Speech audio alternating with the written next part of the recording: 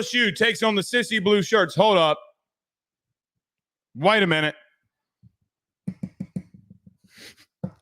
I got to start off with something. I want a little bit of revenge on UCLA.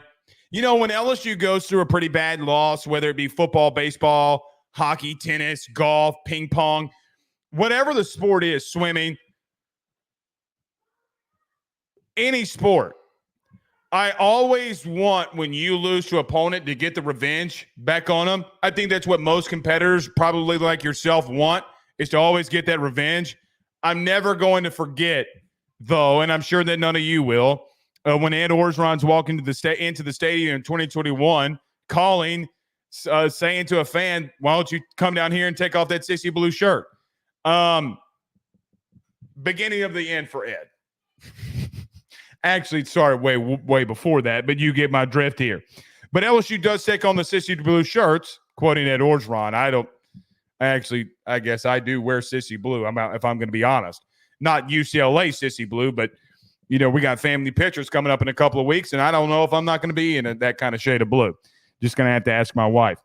Nevertheless, they took on Indiana last week, and quite honestly was a really bad game for UCLA at home. Now, Indiana, in my humble opinion, through 3 weeks, has been a really good team. They've really transformed what they're doing offensively.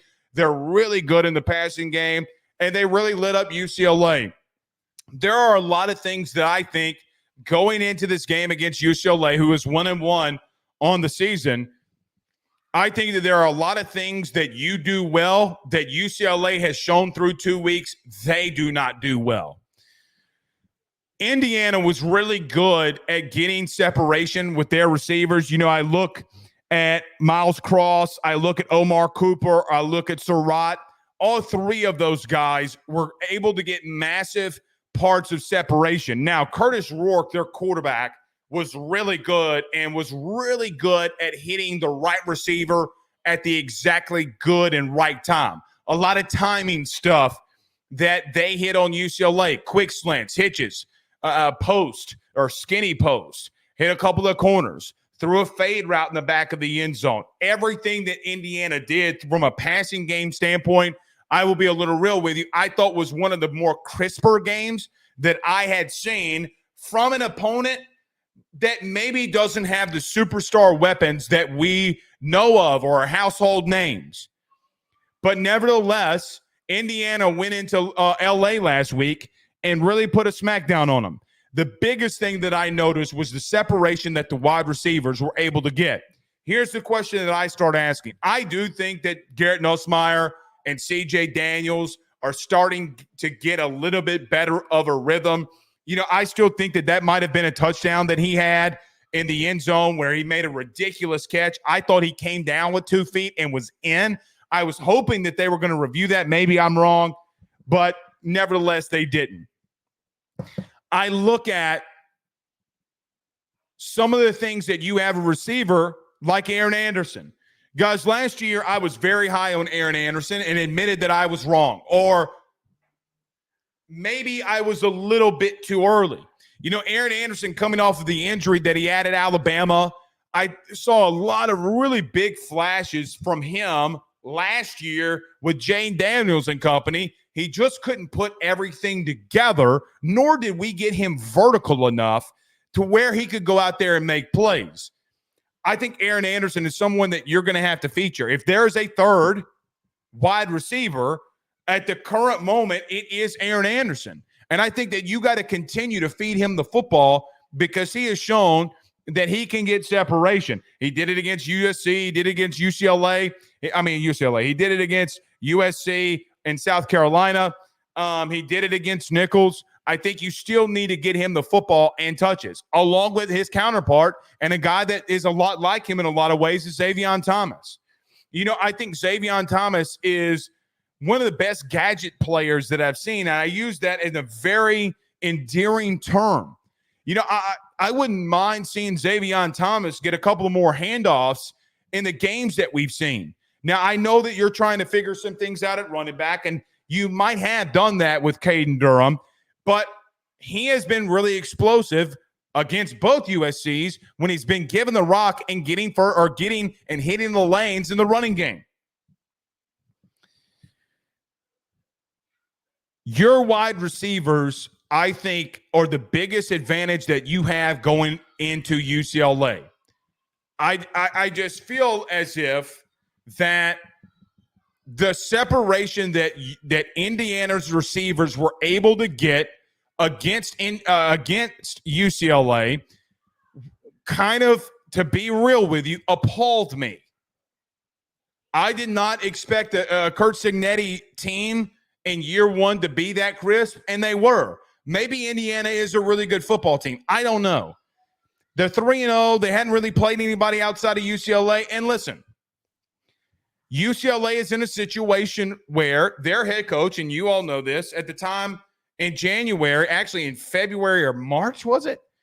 I mean, look, Chip Kelly left very late, and Deshaun Foster had to come in. It just wasn't a good situation for UCLA. That is showing up on the field at the current moment through 2 weeks. Very much showing up on the film.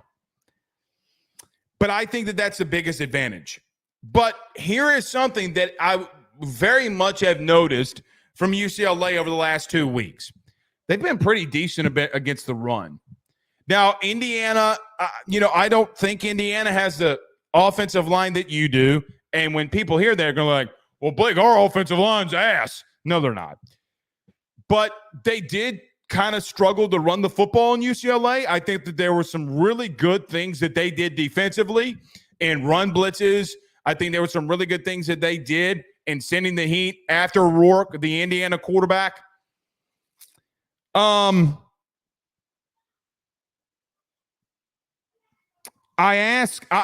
wonder if that's because they do have a pretty decent front seven.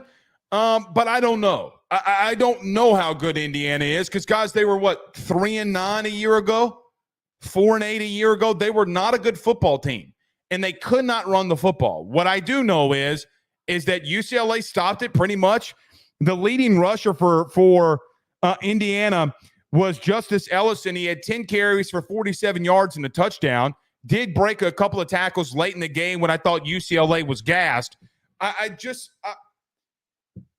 Here's where I'm currently at. I think that there are some good pieces on UCLA defensively, but I just don't think that they're really good.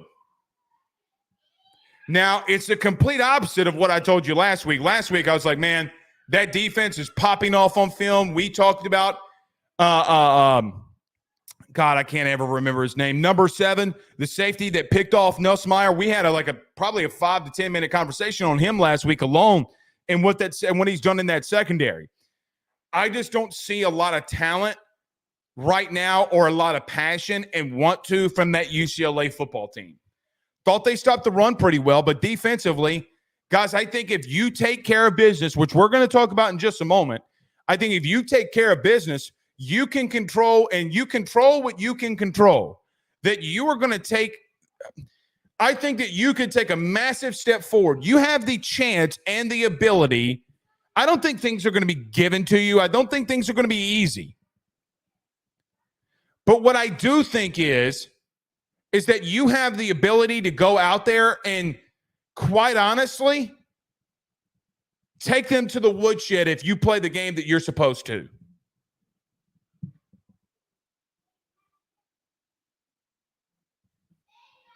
You should take them to the woodshed. I would be cautious about their front seven. Listen, they, from a pass rush standpoint, they like to hold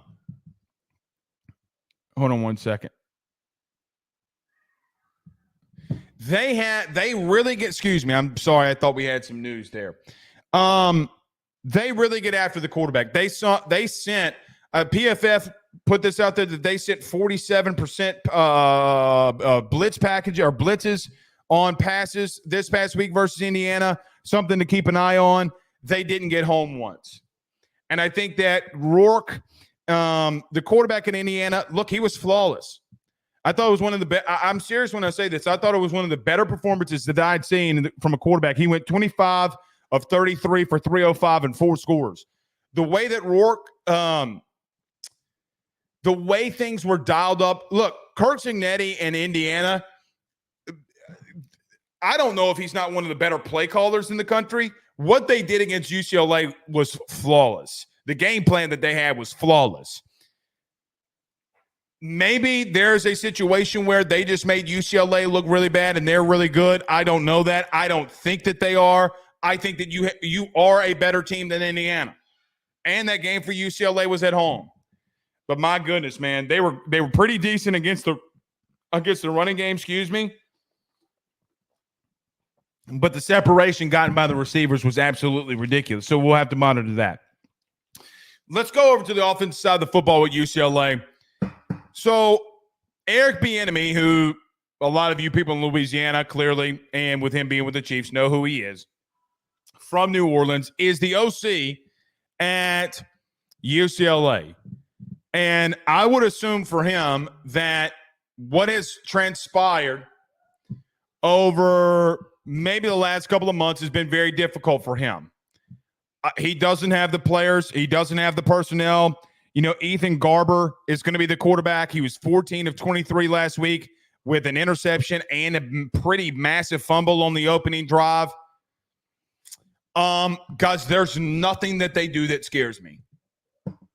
Their leading receiver last week was their running back and TJ Hayden. And he was obviously their leading rusher, but their offensive line played really bad. Their running game was really bad. And they didn't have, in my opinion, a lot of weapons on the outside. Guys, you should be able to,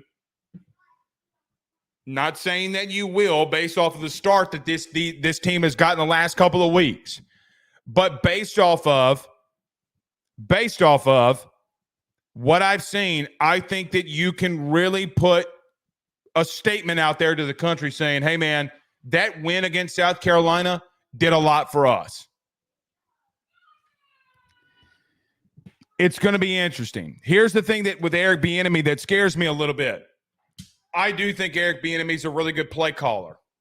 And I think that he will on a big stage, which I'm not saying Indiana's not a big stage. It's just not as big of a stage as playing LSU at 2:30 in Death Valley. It's not that big of a stage. It's not that big of this stage. I think Eric is going to come out and really throw some things at you. And we're going to get to do's and don'ts tomorrow, things I want LSU to do and then I don't want them to do. And I'm going to tell you what probably my number one thing is going to be in the do's and don'ts. I don't want you to play vanilla like you did against Nichols. Please, dear Lord, do not be vanilla against this team. You have shown a lot that you're going to show all year. Now, I know that there's a lot of things that Blake Baker hasn't run yet this season and things he's keeping stored away for the right moment, the right time, and the right situation. But, man, I really want to go out there and make a statement. Do not, with Eric Bienemy, go out there playing vanilla. Because if you just line up and play man-to-man and play base defense, he will light you up. Do not play around with them. You know, I'm a parent. As you can see, I'm married and have 2 loving kids. A lot of you are married and have kids or aspiring to be married and have kids. And let me tell you, from my vantage point, I know that I tell my kid, like, hey, Jewel, stop playing with your food. I don't say those exact words, but hey, baby, go ahead and eat. And, you know, let's get done with dinner. And then we'll go do what we want to do. She's always wanting to play and go do something. My beautiful blonde hair, blue-eyed baby Jewel. I feel like I want to tell LSU the same thing. Stop playing around. Don't play around with them. And you cannot play around with the Eric Bienemy.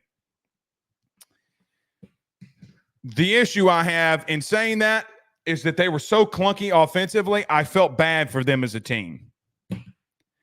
A team like UCLA should not look like that against anybody, especially Indiana.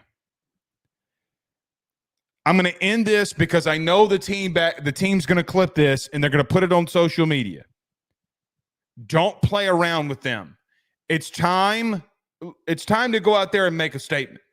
Now, I don't think that the statement's not going that you would make by beating the dog manure out of UCLA.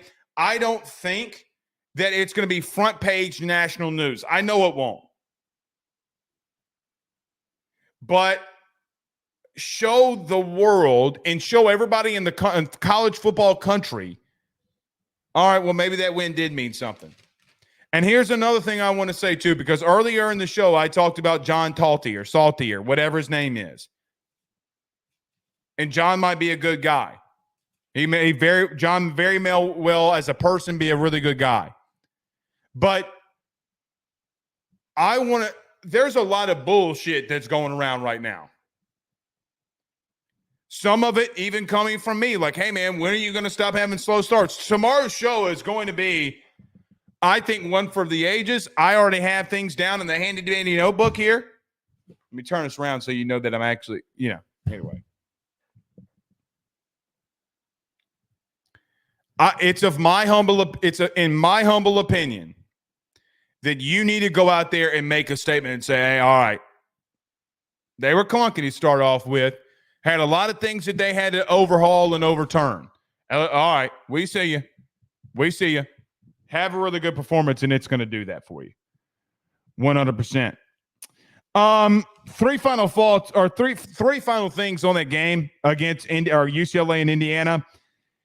Indiana had 2 sacks. I don't think that they had a good pass rush, and they think they still were able to get home. Receivers for UCLA were not able to get open hardly at all. 14 completions that they had were all short stuff, kind of just like stat patterns at times, I felt like, trying to just get positive yards any way that you could. They do not have the pressure that you can send, or the athletes that you have that you can send to get after Garber. Man, I just really hope and feel that you can do some really good things against them there. UCLA fumbled the ball in the opening drive. Man, I'm telling you, go watch that game with Indiana. Go watch that game with Indiana. You make the judgment for yourself. In saying all of that, I would say this, okay? I hope that listening to somebody like me doesn't mean like, oh, well, you know what? Maybe we can take this week off. Maybe, we don't have a tough opponent. No. Listen. J&J has protected Louisiana homes and businesses for over 60 years. Call him to hit a wrong button. Sorry.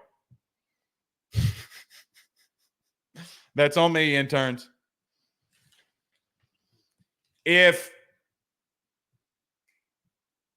I forgot, it scared the shit out of me, though. Playing that commercial scared the shit out of me. What I would say is, final thought, go out there and take it to them. I'm ready for LSU to make a statement. And we'll talk about that at great length tomorrow.